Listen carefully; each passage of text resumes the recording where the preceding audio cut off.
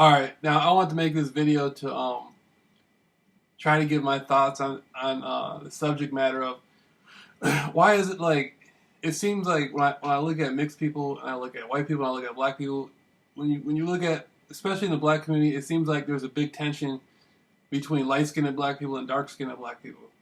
And part of the reason for me that I'm so observant of this is because being mixed, I have people who will look at me as, in the black community, they will see me as being black.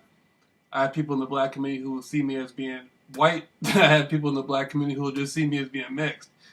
And so for me, it's the type of thing where I always have to analyze the perception of what's going on around me when I'm out socializing with people, just so I can pick up on how people are perceiving me. Not that it really matters, but you know how it is.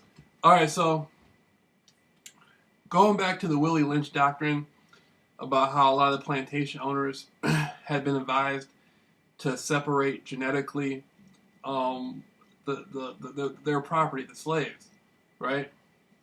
Genetically, meaning to make some white, like mixed, mulatto, or a quarter, three quarters white, 1/4 black, all the way to 3/4 black and 1/4 white. I mean, they had different methods on how they would do this. And a lot of it came from, like, back then you had to marry a woman. You know, a white guy wanted to go out and have sex. If she wasn't a prostitute, he had to marry her. So it's either you're going to go to the brothel and spend your money, possibly even catch some genital problems, or you're just going to marry the woman. Well, if you don't want to marry her, go out to the plantation. If your father owns a plantation, you can go out there and have sex. I mean, say what you want. There's a lot of white guys who are attracted to black women. They just usually don't. They might be, now they're not as afraid to say it, but back in the day, they might not want nobody to know, so they go out there at night, and so I think now, even when you look at celebrities and stuff, it's still popular in the black community to be like, to look white, or to have hair that's like flat, to have like soft hair, that goes back like if I put gel in my hair and comb it, I mean, it would go back like a normal, Caucasian person.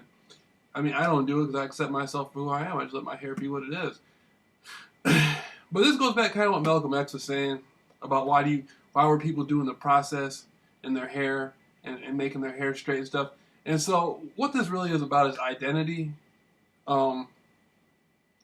Because the African people who were already here or came over here from Africa somehow were demoralized, and there's been a loss of identity through the genetic line.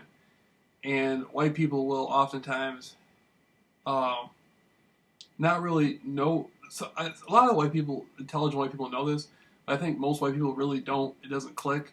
And in the black community, the road to success is to emulate white people. And so there's a big division in the black community still. You can see it. You can see how, like, light-skinned black people will always kind of be positioned to be up front, and some light-skinned black people aren't even conscious of it. There's a lot of light-skinned black people who really don't know. They don't know that that's there. I mean, they do, but they don't. There's a lot of people who really don't care. Like, I've never, like, growing up, actually, to be honest with you, the majority of the people I talk to in the black community, most of the times, some of my closest friends, oftentimes were dark-skinned, now that I think about it. But then I have friends who were like, they say light-skinned, caramel skin, or whatever. I associate all different types of people: black, Hispanic, white, Asian. I mean, to me, it doesn't matter, But it seems to be like a subconscious thing to where a light-skinned black person will think dark-skinned black people are plotting on them. Supposedly now here's the kick. People say, oh, it's jealousy. Well, I think what it is a situation that goes back to the division of the Willie Lynch letters. And it's some sort of thing there that was created, a schism. And it's never been fully analyzed and processed. That's why it's still there. Now, if you go over to Africa, you can go to places in Africa where there'll be people who are like, dark-skinned, African black people, and they will live every day with people who are lighter-skinned people. and there doesn't seem to be like a real issue of division in the dichotomy or whatever like that. But over here in the States, it seems to be real obvious.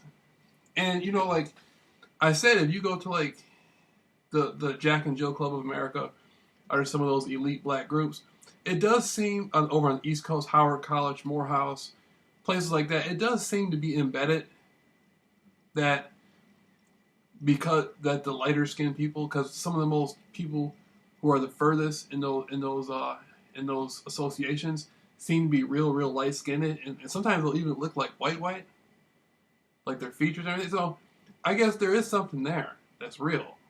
I just don't, I don't know. I just wanted to put something on it because it does seem to be some sort of psychology there between people in the black community if you're lighter skin or dark skin.